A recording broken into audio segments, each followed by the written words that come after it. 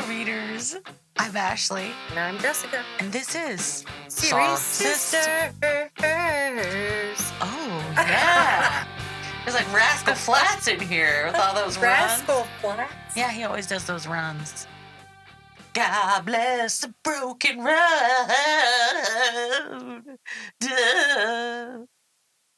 Let me say to you. I like Rascal Flatts. I do too, but sometimes the runs are too many. We need to chill out. He does too much. What's up? Nothing. You got shit to say? Yeah, I got some shit to say to you. Okay. Do you remember what it is? Yeah. So, last time, you mentioned that you do not like when the author adds something from present day in it. But you know what? At first, I thought it bothered me as well. But then when you read a book and they talk about stuff okay, maybe it's technological advancements that they don't like them. No. Like, she grabbed her iPhone and it's like... But when someone reads this book in 20 years, they're going to be like, oh, remember when we had iPhones? Yeah, but when someone reads this in 100 years, they're going to be like, what the fuck is an iPhone? No, everyone will know. But, because the book that I'm reading currently, there's a lot of nostalgia, a lot of, like, you mentioned Chef Boyardee and different things. And I'm like, oh, I remember those days. So... Too much. Boom, boom. And then I also think I didn't realize it was young adult. Okay. A young adult book. And that's okay. Yeah, no, that's fine. But I think that's why some of it, like, it's not very, like, creative. Because it's just not. It's for them younger adults. It's a little simpler. Mm-hmm. So it was a simpler time when we were young. Yes, it was. Mm-hmm. So I'm going to be a little nicer. Okay. Also, I got some shit to say to you. Whenever I'm the one doing this, all of this, you're like, I got to think of the word. Because she's like already pissed off before I've even read anything. But not at you. Yeah, but nothing's even happened and you're already mad and then something and you're like, yup. You roll your eyes. This bitch. No, that is not what's happening. You're always on the defensive. You're right. You're right. I'm sorry. I am. But, yeah. It's okay. That's just you. It is. It's like I think I'm going to hate it. And so I treat it like that. Okay. So we have to win you over. Yeah. Okay. All right. We have to win her over. Because I like it so far. Yeah. Yeah. Even though I'm getting sassy. Okay. Okay. Good. I'm just like that. Just a sass mass. Yeah. That's okay. Did you have information about JLB? So, yeah, I was looking up some info about Jennifer Lynn Barnes, the author.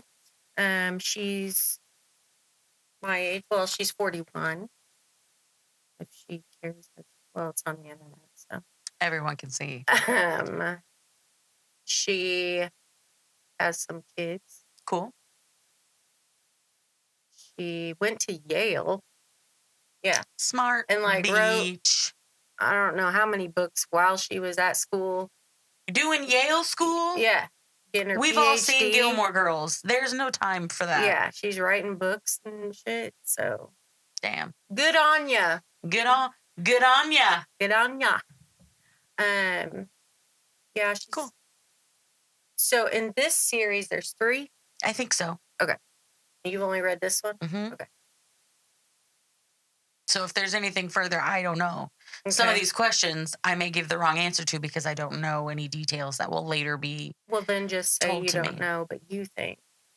Okay, so, but I think. So.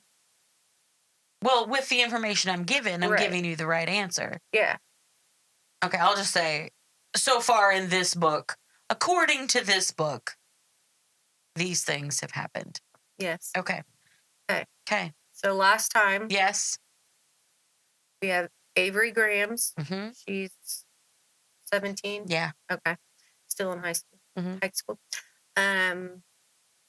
She is summoned because this old dude left her all of his shit. Yes. He's a billionaire. Billions. Yeah, billions. Tobias. Mm-hmm.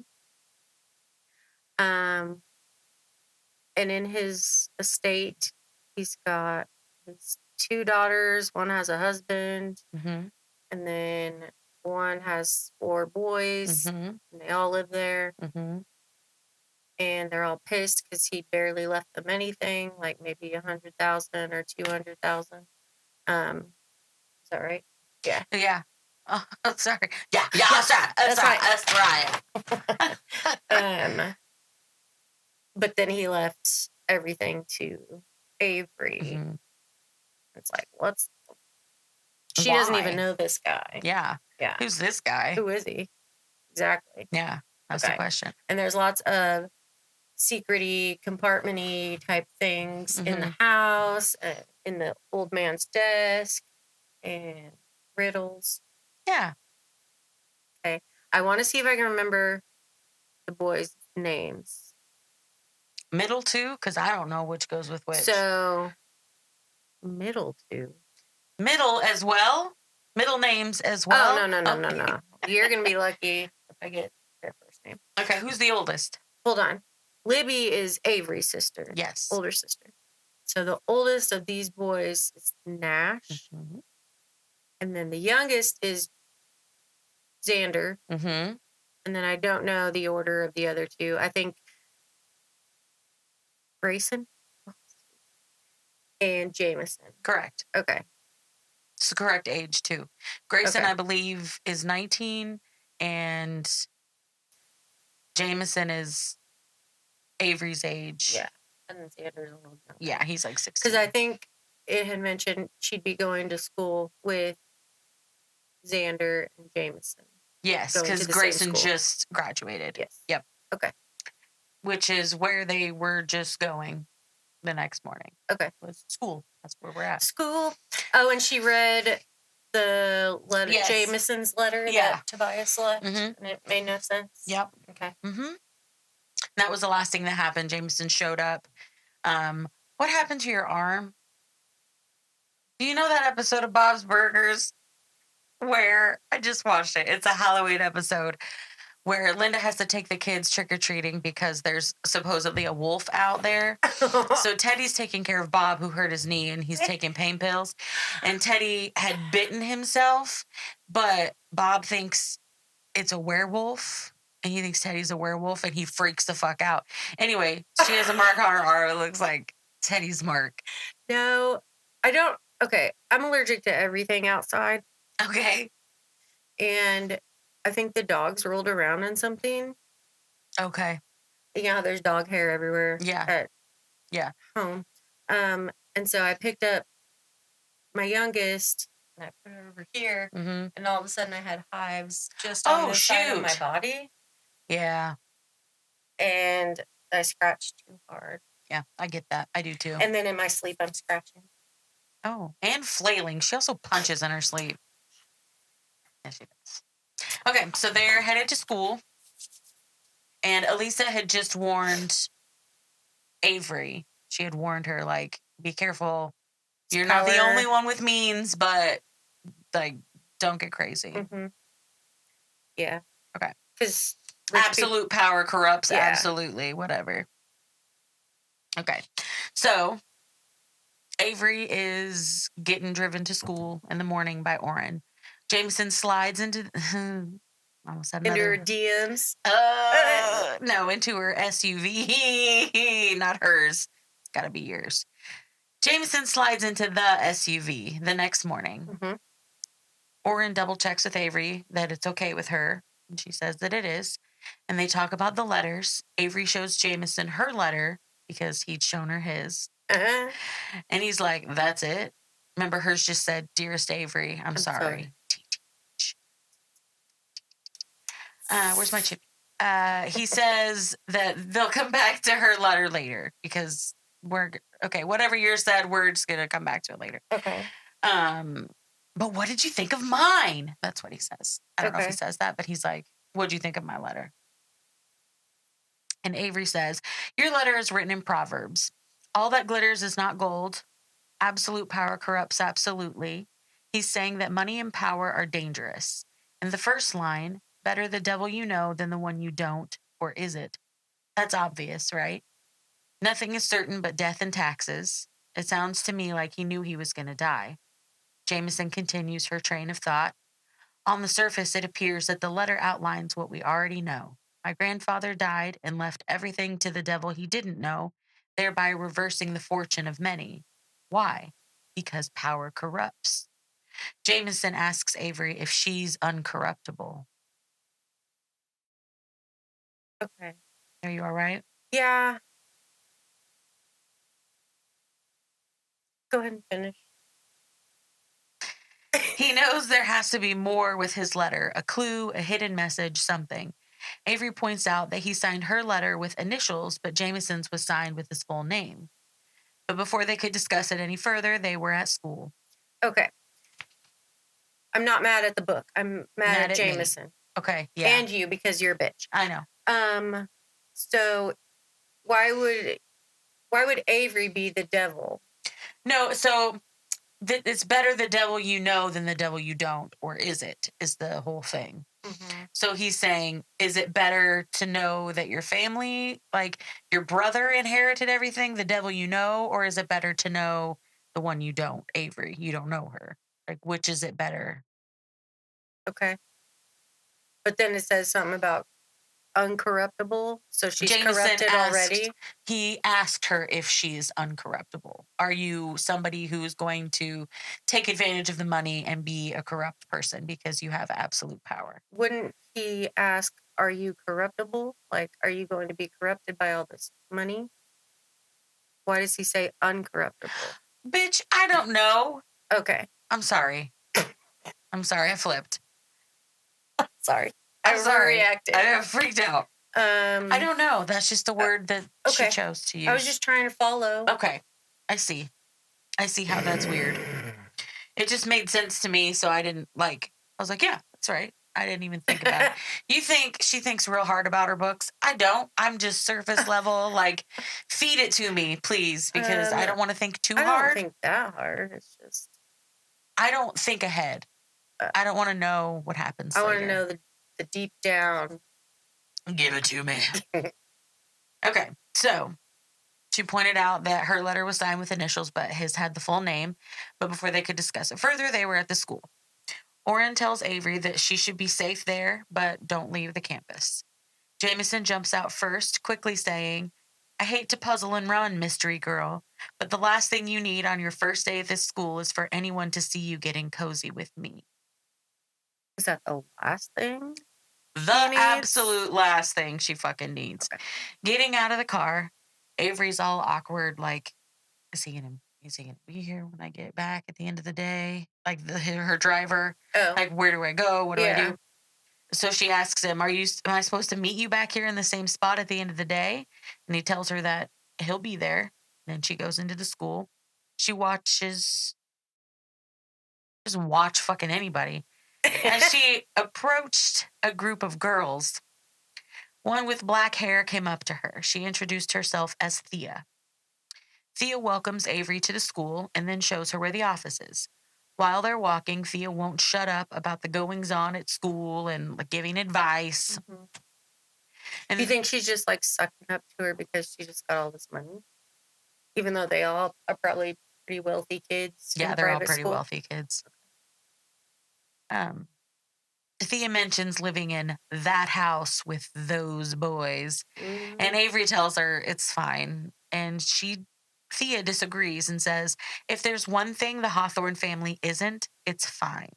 They were a twisted, broken mess before you got here, and they'll be a twisted, broken mess once you're gone. I wonder, sorry, interrupting. It's okay. Give me them thoughts that I'm not going to respond to. No, I just want to know how they're... You'll know here shortly. Crazy. Xander's about to tell her. Okay.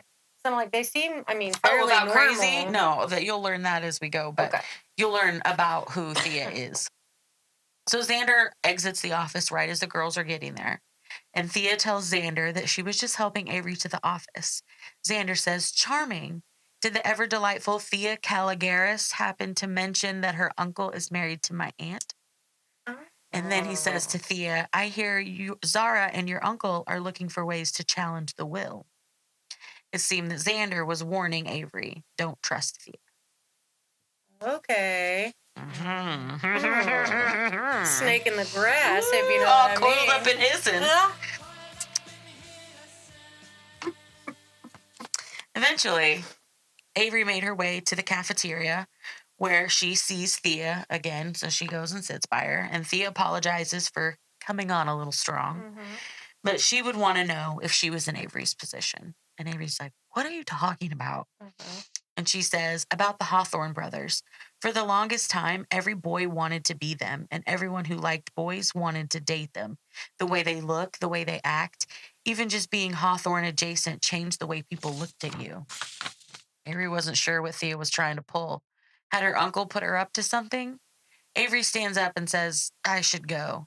As she's walking away, Thea says, think what you want about me, but the last girl at this school who got tangled up with the Hawthorne brothers, the last girl who spent hour after hour in that house, she died. What? But who was it? Avery left the cafeteria, unsure if Thea was lying. She bumped into Xander again out in the hall. Avery tells him that she doesn't want to talk about Thea, although he hadn't said a word about it. Xander says, as it so happens, I hate talking about Thea. Shall we discuss your meeting with Jameson last night instead? How does he know? I know. Little sneaker. Avery tells him about Jameson showing her his letter and that they, mostly him, think that it's a clue. Xander tells her that he used to remember. Okay, do you remember when Jameson said they had every Saturday there was a puzzle that they had to do? Xander tells her that he used to lose every Saturday morning. He was the youngest. Feel that? And the least competitive.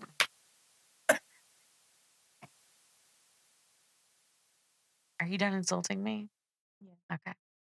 No. He was the youngest and the least competitive. While his brothers were trying to take each other down, he was sharing scones and talking with his grandfather. Xander says, here's a fact. He didn't have a middle name. My grandfather was born Tobias. It's Tortoisol or something, isn't it?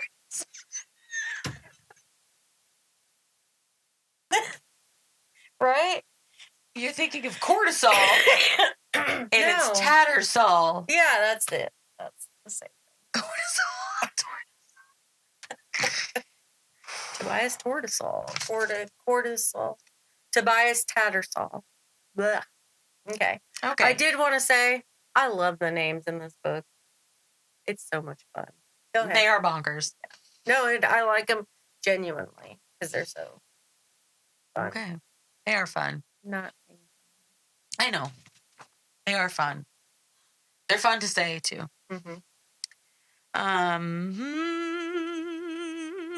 Okay, so he said he didn't have a middle name. He was born Tobias Hawthorne. Avery thought about how her letter was signed with initials, 3 of them, and Jameson's letter was signed Tobias Tattersall Hawthorne. Avery has a thought and asks, if I asked you to show me your letter, would you? And Xander responds, now where would the fun be in that? He deposits Avery in front of the library door and tells her that she'll be safe from Thea in there.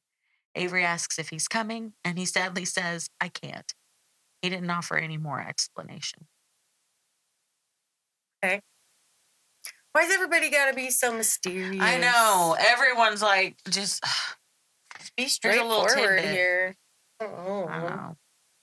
All the tables in the library were empty except for one. A girl sat there and she had dark auburn hair. Avery sat down a few tables away from her and took out the 2 letters. She laid them side by side and looked at the 2 signatures. She remembers also that they used his middle name in the will, too. Avery was concerned that someone might use this to contest the will, so she texts Elisa to ask about it. Elisa responds quickly with, "It was a legal name change years ago. We're good."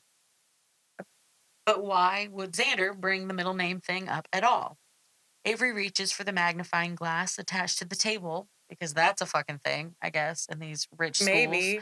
They have lights and a magnifying glass. Like, they got a lot of senile kids. Try it. I guess. Oh, sorry, I didn't mean to hit that. Maybe in rich kids' books, the writing's really small.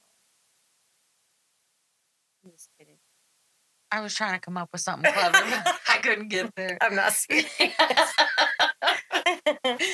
Okay, so she reaches for the magnifying glass that's attached to the table. She turns on the table lights and looks at the letter through the glass. Avery could see details she couldn't see before. Duh, you're using a magnifying glass. And lights. And lights. But there it was. In his middle name was a noticeable space. Magnified, that space made the name appear as two words. Tattersall, tatters, all.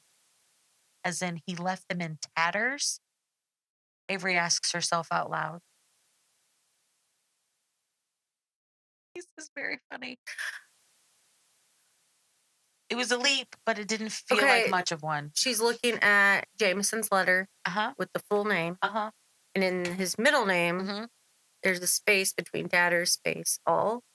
There's not a full space to where when you're not looking at it magnified, it doesn't look different. But if you look at it under a magnifying glass, there's a slight space that makes it appear to be two words. How did he do that? I don't know. Maybe he typed it on a typewriter. Beats the hell out of me. He practiced probably for a very long time. For this specific reason, because knowing what I know about this man, he totally would. Okay. So as in he left them in tatters? It was a leap, but it didn't feel like much of one. Not after Jameson was sure there was a clue.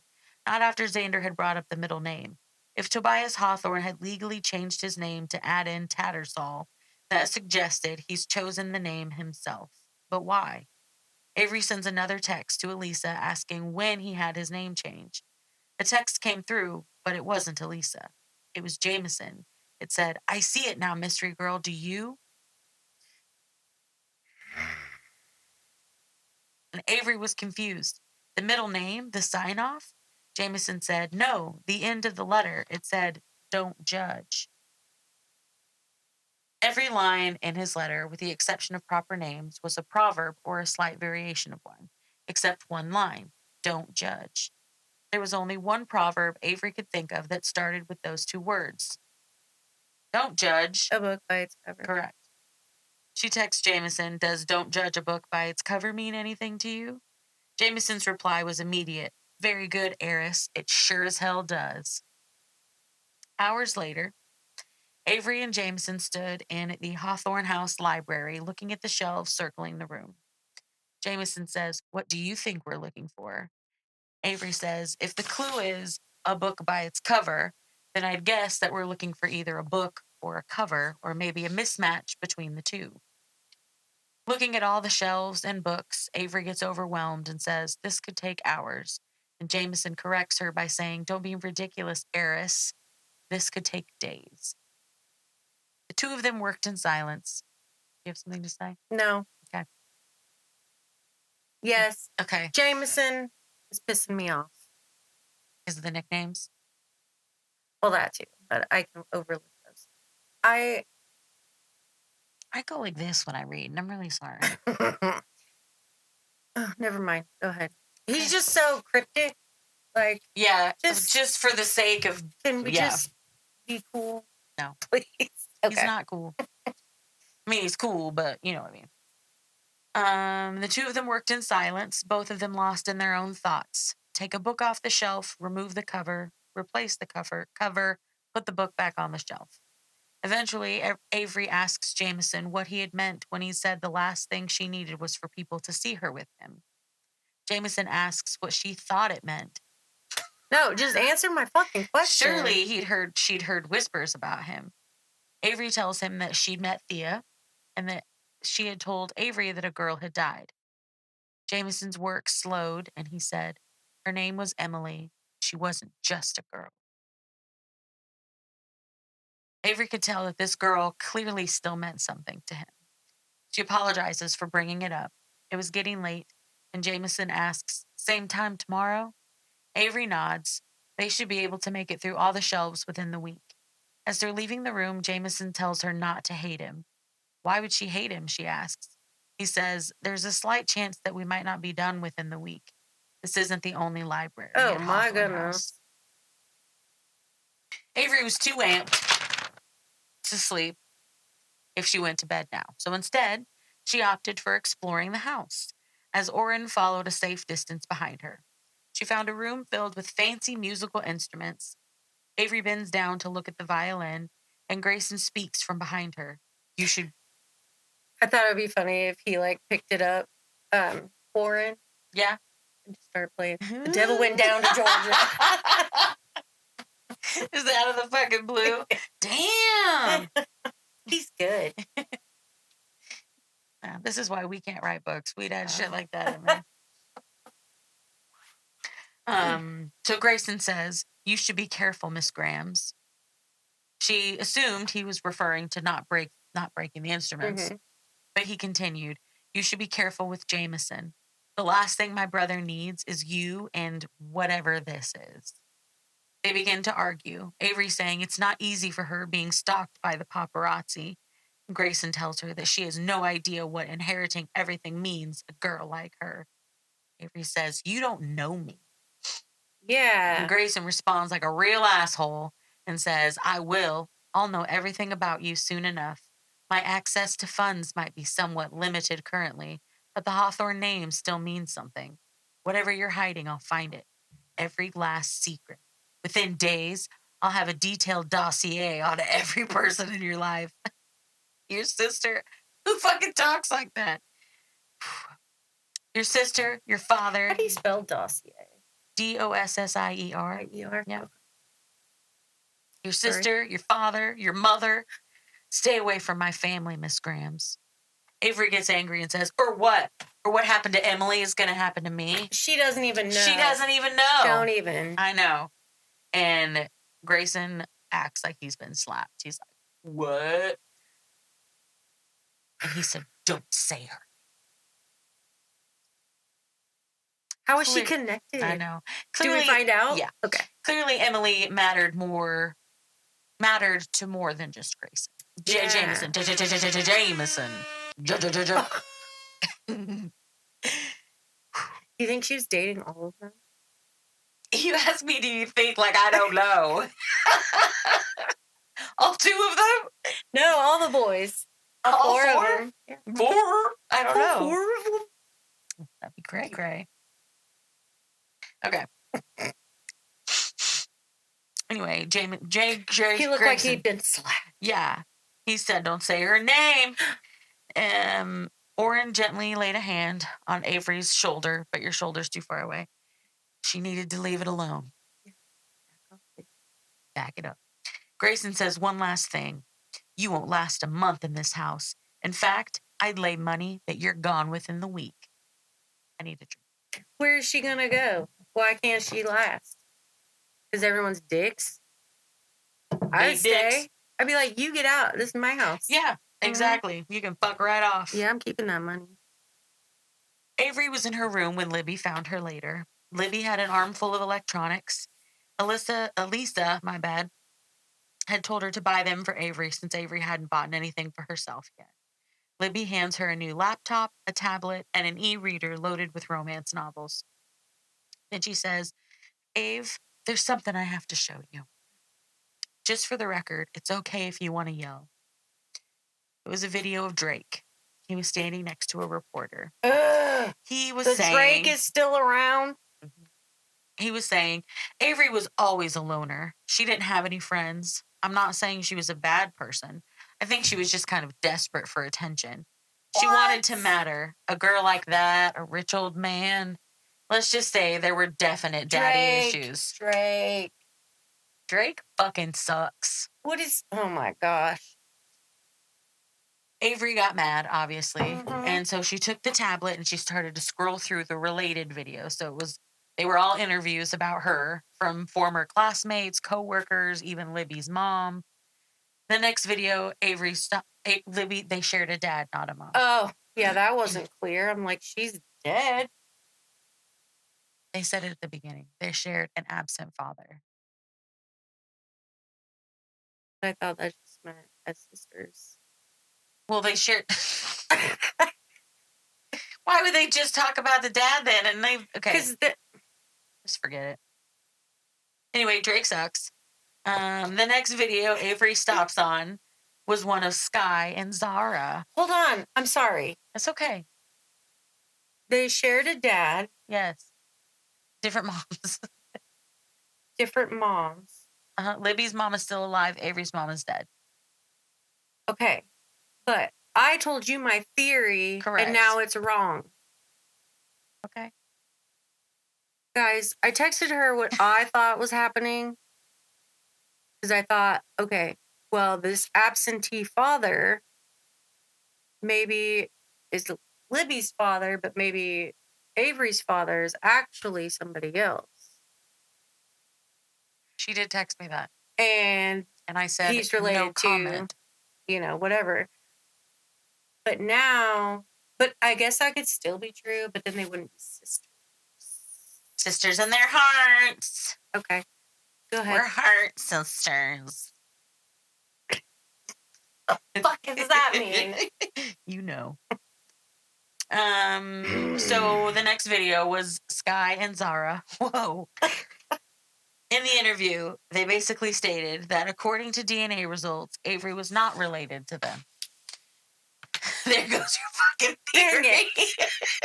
Dang it. But, okay, then my other theory. Can you just shut the fuck up, theory girl? The first one.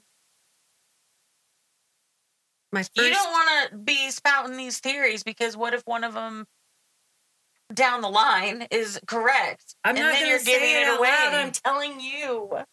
Okay. Don't cry. My first theory might still be possible. Okay, go ahead. Whatever. In the interview, remember Sky and Zara, back to them. They're interviewing. They said they're working with the authorities and elder abuse specialists to get to the bottom of it. What?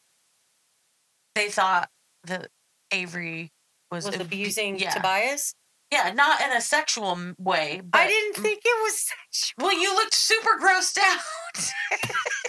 No, just confused. Like, she didn't even live in Texas. How is she abusing him? Maybe she was catfishing him. Who knows? Should I do that? You wouldn't be able to live with yourself. But you'd feel guilty and then go, meet them. Anyway, Libby is real mad. And she makes Avery promise to call Elisa about it first thing in the morning. The next morning, Elisa found Avery before she had the chance to call her. Elisa tells her that her father, Mr. Ortega, will be meeting with Zara and Constantine later. She says they know, of course, that they stand to lose a great deal by challenging the will. What my father will make very clear to them is that even if a judge were to rule Mr. Hawthorne's latest will to be null and void, the distribution of his estate would then be governed by his prior will, and that will left the Hawthorne family even less than this one. Tobias had written his latest will 20 years ago. Elisa also tells her that the name change, where he added his middle name, happened 20 years ago as well. Before that, he'd had no middle name. Avery asks what the hell happened 20 years ago, and is told that Mr. Hawthorne and his wife lost their son that summer, Toby. He was 19, the youngest of their children. Toby had taken several friends to one of the parents' vacation homes. There was a fire. Toby and 3 other young people perished. Avery remembers Zara saying he was never the same after Toby died. Remember at the will reading? And then how Sky said disappeared. Mm-hmm. So can I say my theory? I'll whisper. Let me finish this paragraph. Okay. Avery asks Elisa why Sky would say that Toby disappeared. And apparently there'd been a storm that night, and Toby's remains were never definitively found. Avery was confused. Couldn't Sky and Zara have said that the will was written under duress or that he was crazy with grief? And Elisa says Mr. Hawthorne signed a document reaffirming his will yearly. He never changed it until you last year. You can tell them your theory. Okay. My theory is not the dad anymore. Okay, it's changed. It's changed. So Avery hung out with that homeless guy, Harry, and played chess with him. Now, I think Harry is Toby. If Toby's not dead, maybe he just wanted a different life. You would prefer to be homeless? Yeah, some people. Instead of having all that money and attention because all the money, and he was like, nope, I'm getting out. And then Tobias knew. It's like a Jasmine type thing? Yeah. Okay. Now it's out there. It's out there in the world. That's my theory. Here we go. Okay. Avery's like, what on earth could have happened to make him decide to leave her his entire fortune instead of giving it to charity like he originally was? Elisa gets on to more pressing issues. Their biggest remaining PR issue was Libby. Elisa says that for the immediate future, she's asked Libby to stay on the estate and lay low. Eventually, she can think about charity work if she would like, but for the time being, they needed to be able to control the narrative, and Libby, with her black clothes and blue hair, had a way of drawing attention. Avery gets mad and says her sister can wear whatever the hell she wants. The tabloids don't like it. That's too damn bad. And Elisa is more concerned about Libby's mom and Drake. Elisa says, I don't need to tell you that most lottery winners find their existence made miserable as they drown in requests and demands from family and friends. You are blessedly short on both. Libby is another matter. We might consider a one-time payment to the mother, along with a non-disclosure agreement preventing her from talking about you or Libby to the press. Avery says, fine, but I'm not giving anything to Drake. Elisa says she'd muzzle him for fun. Elisa also mentions that she has someone coming to work on Avery's appearance and wardrobe. Annoyed, Avery leaves the room. And she finds an entire bowling alley. 4 lanes. In the house. In the house. Stumbled upon a bowling alley. Surprise! Once she chooses her ball and her shoes, she puts her initials into the touchscreen. A welcome flashes across the monitor. Welcome to Hawthorne House, Avery, Kylie, Grams. It didn't talk, but I wanted to. Oh my gosh. Wow.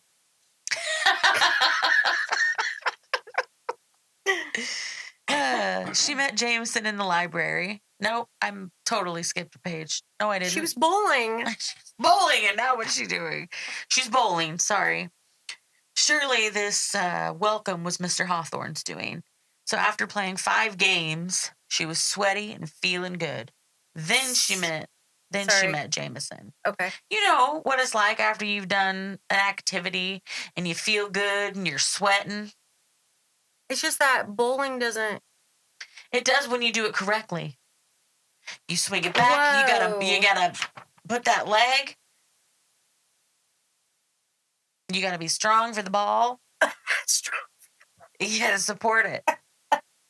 Okay. Then she meets Jameson in the library, and Grayson is not far behind. What are we doing today? Grayson asks. Jameson tells them that they're following a hunch. When it became clear that Jameson wasn't going to elaborate. Don't you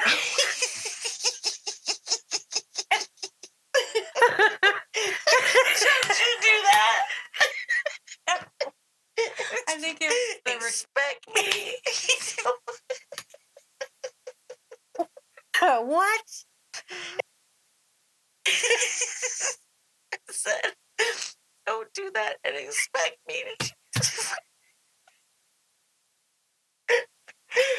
Oh my gosh. No, I think it's the guy recording over there. Okay. My splotchy? Not splotchy. Okay, we're back. When it was clear that Jameson wasn't going to elaborate, Avery tells Grayson that they think the letter included a clue. Grayson begins quoting the letter word for word, and Avery realizes that Grayson must have gotten the same letter as Jameson. Grayson interpreted it as an old man no longer in his right mind. I'm out of breath from laughing so fucking hard. Jameson tells Avery that Grayson will use that letter against her if he can. So Avery fills him in about the will. There was another will before this one. Your grandfather left your family even less in that one. He didn't disinherit you for me. He disinherited the entire Hawthorne family before you were even born, right after your uncle died. Jameson doesn't believe her, but Grayson knows that it's the truth. Grayson then asks what they think the clue is. Jameson doesn't want to tell him. If he knew that, why is he so mad at Avery? He still thinks something's going on. All right. He'll come to his senses eventually. Okay. So he asks what the clue is. Jameson doesn't want to tell him, but says that the decision is Avery's if she wants to tell him. Obviously, she told him what's going on. And now there were 3 people looking through the books. Grayson gets annoyed and impatient, saying there's nothing here. Jameson tells him that he didn't have to be here either. Grayson moves closer to Avery and talks low enough that Jameson can't hear. My brother is grieving for our... It's not sexy. My brother is grieving for our grandfather. Surely you can understand that. He's a sensation seeker. Pain, fear, joy, it doesn't matter. He's hurting and he needs the rush of the game. He needs for this to mean something. Avery asks, so you don't think it does? And Grayson says, I don't think you have to be the villain of the story to be a threat to this family. Jameson interrupts this heated exchange. He'd found something. He held up a hardcover book titled Sail Away, but on the inside was actually The Tragical History of Dr. Faustus. Avery opened the book. A translucent red square was taped to the inside of the cover. It was thin, made of some kind of plastic film, maybe 4 inches long on each side. Grayson tells them that it's filter paper, red acetate, a favorite of their grandfather's, particularly useful for revealing hidden messages. When you look through a colored filter, the lines of that color disappear, which could leave a message if it's done in a different colored ink. Grayson asks, I don't suppose that book is written in red ink, is it? But no, it wasn't. As Avery flipped through, though, she noticed that there were some words that were circled in pencil. They found all the circled words, and the message read, there is way. Obviously, they switched the words around. Yeah. I was like, I think I know this one. Mm-hmm. To discover the missing word, will. I was drinking. Where there's a will, there's a way. Mm-hmm. Avery says, what do you think the chances are that somewhere there's a copy of your grandfather's will written in red ink? The next day, Avery asks Elisa about the will. Elisa says that a reading of the red will could be arranged, but Avery had to do Elisa a favor first. She had to deal with the style team. They'd already gotten their hands on Libby. She'd managed to stay true to her style, just a little more fancy. They had blackmailed her with a lot of boots and cool jewelry. Okay. The stylist threw different clothes at Avery and did her hair. She had a reputation to uphold, so she had to look the part. Avery went with a preppy option, even though she hated that word. They kept her hair long, but gave her layers. Zara showed up while Avery was checking out the finished product. Avery, might I have a word? When they stepped into the hall, Avery broke the silence first. You talked to the lawyers, didn't you? Zara says yes and asks to be forgiven for not doing so sooner. So she talked to the lawyers and found out that it could be worse. Yes. Okay. Avery says, if I get nothing, you get nothing. Zara compliments her appearance and then begins talking about the foundation. I'm not sure how much Elisa has told you, but in addition to my father's personal assets, you have also inherited the control of the family's foundation. It's one of the largest private charitable foundations in the country. We give away upwards of $100 million a year. Avery asks who they give the money to, and Zara tells her the Hawthorne Foundation invests in children and families, health initiatives, scientific advancements, community building, and the arts. Avery could change the world. She was excited. There are organizations that rely on our support. If you intend to insert yourself, there's a right way and a wrong way to do that. You need me, Avery, as much as I'd like to wash my hands of all this. I've worked too long and too hard to see the work undone. I said that weird and I apologize. Avery tells her that she wants to be involved, not just for show. And Zara says, if you're serious about taking a role at the foundation, I can teach you what you need to know. Monday, after school, at the foundation. Be there or be square, bitch. Whoa. Shouldn't say all that. On Sunday, Orrin drove Avery to Ortega, McNamara, and Jones to see the Red Will. Elisa met her in the lobby and escorted her to a corner office. The Red Will was sitting on a mahogany desk. Avery put the red acetate over the red writing and it disappeared. She made it through the beginning of the will without seeing anything. But as she moved the film over the boys' names, the words disappeared, but not all of them. 4 words remained, their middle names: Westbrook, Davenport, Winchester, and Blackwood. Avery wondered how the boys came by these middle names. Their fathers, perhaps? Avery committed their names to memory. Westbrook, Davenport, Winchester, and Blackwood. Yeah, where's their dads? Dad. The mom says she had 4 lovely conversations. But they still have mom's last name. Yes. Okay. Yes. Okay. When Avery got back to the house, she was in a hurry to meet Jameson, and she ran into Nash. Literally. He asks her where she's going in such a hurry, and she tells him that she's supposed to meet Jameson in the solarium. What is a solarium? It said what it was in there. I don't remember what it said. It's a place. It's a glass enclosed sun-filled room. So like a sun porch. Okay. Like, yeah. But cooler because they're rich. Yeah. Got it. A place of sunlight.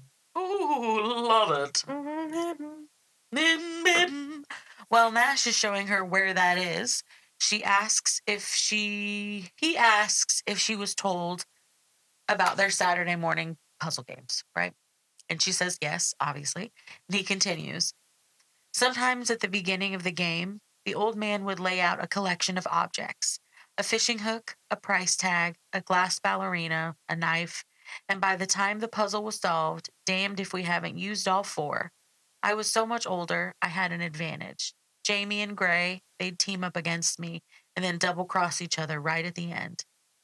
Avery asks why he's telling her this, and he says, you might think you're playing the game, darling, but that's not how Jamie sees it. We aren't normal. This place isn't normal, and you're not a player, kid. You're the glass ballerina or the knife. Get it? Jameson's just using her. Yeah. Yeah. Yeah. Yeah. Yeah.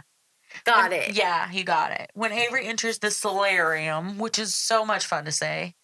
I think I want It's so wet. Solarium. O-A-R-L. The L. Okay. How's the tongue? What? When Avery enters the solarium, she sees a drunk and shirtless Jameson. What's the occasion, she asks him. Why is he's not old enough to drink? No, he's not. He's getting drunk a lot. Yeah. She asks him what's the occasion, and he repeats the names: Westbrook, Davenport, Winchester, Blackwood, and asks Avery what she thinks it means. She mentions that her first thought was their fathers. Apparently, Skye never talks about their fathers. Jameson says Skye has never so much as answered a question about their middle names. That's why he was drinking. They had to go talk to his mother.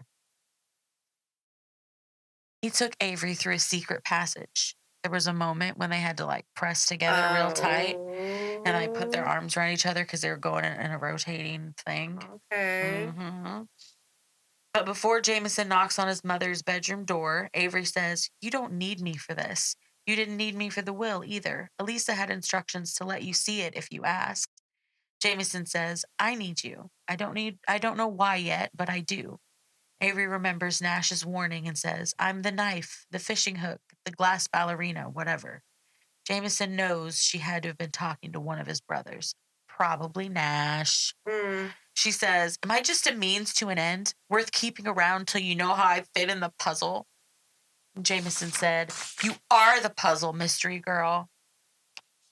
You could tap out, decide you can live without answers, or you could get them with me. Avery wants answers, wouldn't you? So they knock on Sky's door and go in. When they enter, they see that Sky is in the bathroom, in the bathtub, covered in bubbles. Jameson asks her, my middle name. I've asked you before if I was named after my father. Sky says, I'd be happy to answer your question, darling, as soon as you give me a moment alone with your delightful little friend. When Avery was in the bathroom with Sky, Sky says, I forgive you, Avery Grams. Avery's like, I didn't ask you to. And Sky continues, you will, of course, continue to provide me with a modest amount of financial support. Avery gets annoyed and tells her that if she wasn't going to answer Jameson's question, then they were just going to leave. Sky says she'll answer the question if Avery answers one of hers first. She wants to know what Avery's intentions are towards Jameson. When Avery is confused, Sky goes on. Jameson is special, brilliant the way my father was, the way Toby was. Avery asks what happened to Toby. Sky says, my father ruined Toby, spoiled him. He was always meant to be the heir, you know. Do you know why Jameson was Daddy's favorite when by all rights it should have been perfect, dutiful Grayson? It was because Jameson Winchester Hawthorne is hungry. He's looking for something. He's been looking for it since the day he was born. We used to lose him when he was little, you know, for hours, occasionally a day. We'd look for him We'd look away for a second and he'd disappear into the walls. And every time we found him, I'd pick him up and cuddle him tight and know to the depths of my soul that all he wanted was to get lost again. That's all you are, just another way to get lost. That's what she was too, Emily. She was a beautiful girl. Who's this bitch, Emily? I know, but she could have been ugly and they would have loved her just the same. There was just something about her. You are no Emily. Dang. Sky refilled her cup with champagne and offered it to Avery.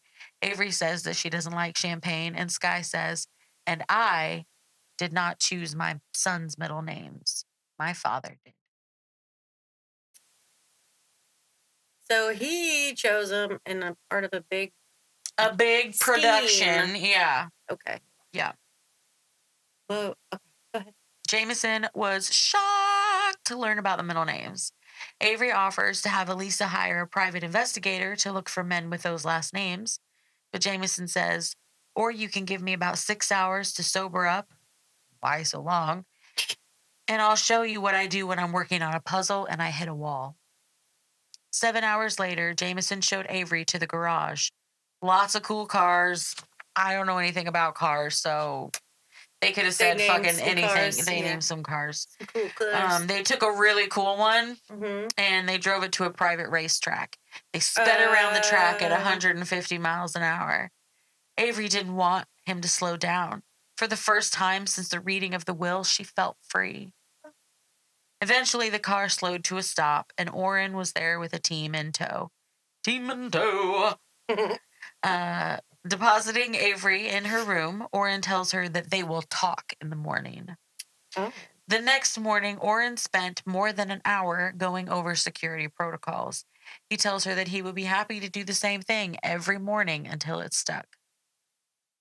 At school, so because of that, someone like the paparazzi in a fucking helicopter took a picture of him, so it was everywhere. It was on my headlines and whatever.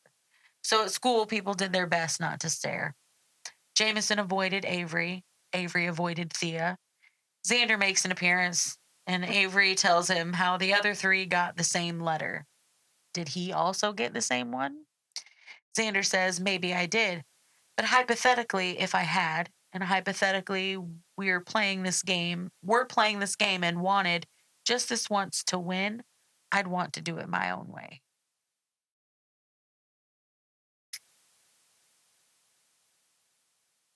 What's the game? There's no, like... Whatever this is the game, Jess. But there doesn't need to be a game. But Grandpa said there needs to be a game. He made a clue and then letter. But Grandpa said. But he's already distributed everything. The will's been read. This is that. Yeah, but then they found a clue. Wouldn't you want to follow it through to the end? Yeah, but go ahead. Xander and Avery enter a science lab that reminds her of something you'd probably see at NASA. There were 2 empty seats. One was next to Thea, and the other was next to that one girl that she saw in the library with the auburn hair. Xander took the seat next to Thea, so Avery sat by the other girl. She introduces herself and learns that the girl's name is Rebecca Laughlin. Her grandparents were the Laughlins that worked on at Hawthorne House. Mm-hmm. Rebecca's background picture on her tablet was of her and another girl. They both had wreaths of flowers on their heads, and they had the same eyes. Avery asks if that's her sister, and Rebecca says, she died. Oh, is that Emily? Mm-hmm. With that being said, Avery knew who she was looking at. Emily, she asks. Rebecca looks at her and says, she would have been very interested to meet you. Who fucking says that? Yeah. After school, Avery went to the foundation to meet Zara, but instead of Zara, she got a Grayson. He says, Zara isn't coming. She's convinced that you are in need of guidance. For some reason, my aunt seems to believe that guidance would be best received coming from me. Avery thinks Zara must not have known about Grayson's threats or the background checks. Otherwise, she would know that Avery would not rather work with Grayson. He hands her the background checks on her mother and on her. And while she's looking through them, she's looking at hers, and he says, there's a list of every purchase you've made since inheriting. Things have been purchased for you, but you've spent nothing. Avery asks if that's what passes for an apology where he's from. Grayson says, I won't apologize for being protective. This family has suffered enough, Miss Grams. If I were choosing between you and any one of them, I would choose them, always and every time. However, I may have misjudged you. Avery tells him that she did try to spend some money on her homeless friend in the park. They wander through the foundation with Grayson blabbing as they go. It's clear he's really involved in the foundation and that he's hurt that it's not his. Grayson says we shouldn't give because we feel one way or another. We should direct our resources to wherever objective analysis says that we have the largest impact. The moment he said objective analysis, Avery smiled and said, you're talking to a future actuarial science major, Hawthorne. Show me your graphs.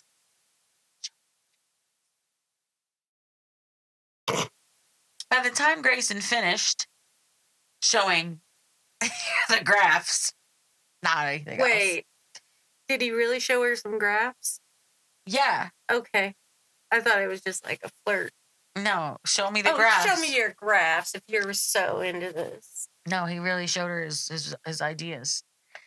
Avery could see that his mind worked much like her own. Grayson received a call from Nash and stepped away to take it. Avery roamed around, looking at the maps on the walls. She stops at one of the Hawthorne House and the surrounding estate.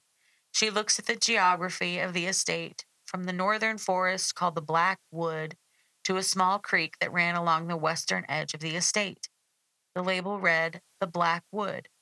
Blackwood. That's what I was thinking. And there, in smaller letters, the winding body of water was labeled too. Not a creek. The Davenport? No, the brook. The brook on the west side of the property. Westbrook.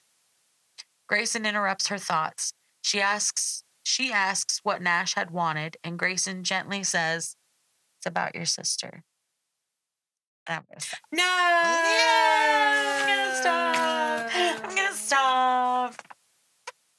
She's the only one I like. Just kidding. She's okay. Okay. I was like, did Drake kill her? Nah. Okay. That would take a turn. Yeah. Nah. I got an eye problem. I'm sorry.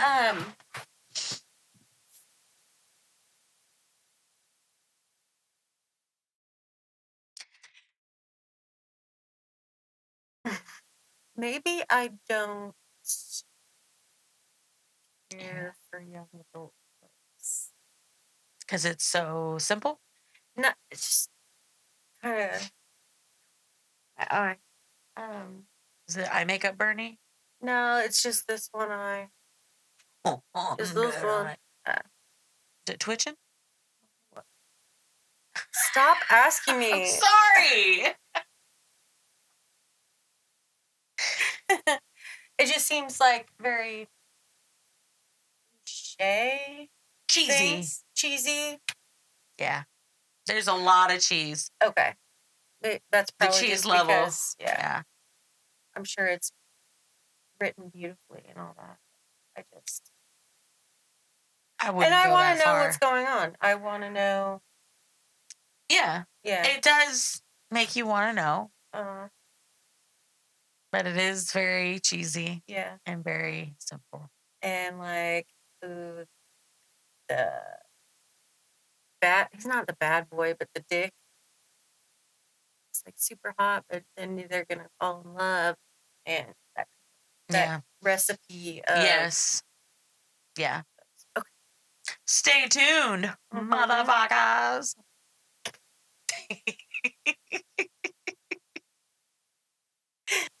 Well, I hope you guys have a good week. Anything going on this week? My anniversary is this weekend. So yours. But mine's for longer. Yours is real, like a wedding. Yeah. Yeah. 17 years. Josh has been part of the family longer than he wasn't. Mm-hmm. Is that correct? Mm-hmm. Gross. Yep. Real gross. Oh, cool. Congratulations. Happy anniversary. Thanks. Okay. Well, have a... Thanks for the listen. Do the things. Yes. Thank you for listening. And we'll see you later. Things is what she said. Do the thing.